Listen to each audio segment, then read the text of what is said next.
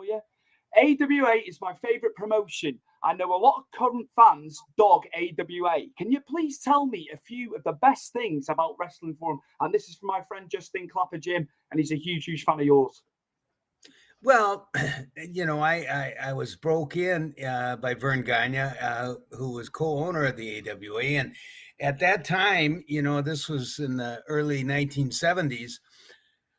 You look at, there was 26 different territories in this country in the United States where you could wrestle outside, and also in Canada.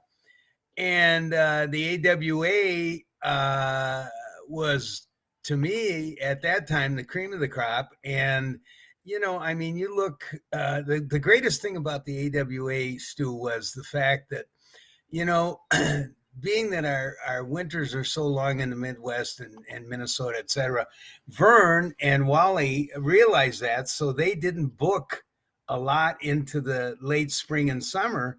So we had, instead of working, 27 days a month like we did in the WWE for 3.5 years straight, we only worked about 12 times a month, and we made good money. They had great talent. They had Nick Bockwinkel, Vern Gagne, Billy Robinson. Oh, gosh, Baron von Raschke. The greatest of all, I thought, was Bobby Heenan, who he could do anything. And, Greg and I had a great opportunity, to wrestle guys like Pat Patterson, Ray Stevens, Bobby Duncombe, Blackjack Lanza, Buddy Wolf.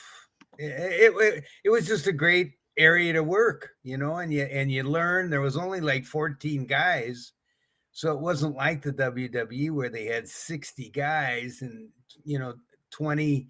They ran 3 towns a night in New York, and they had 20 guys in each town. So it was, AWA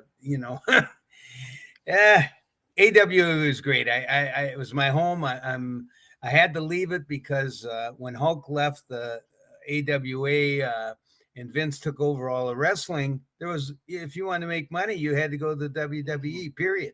That was it.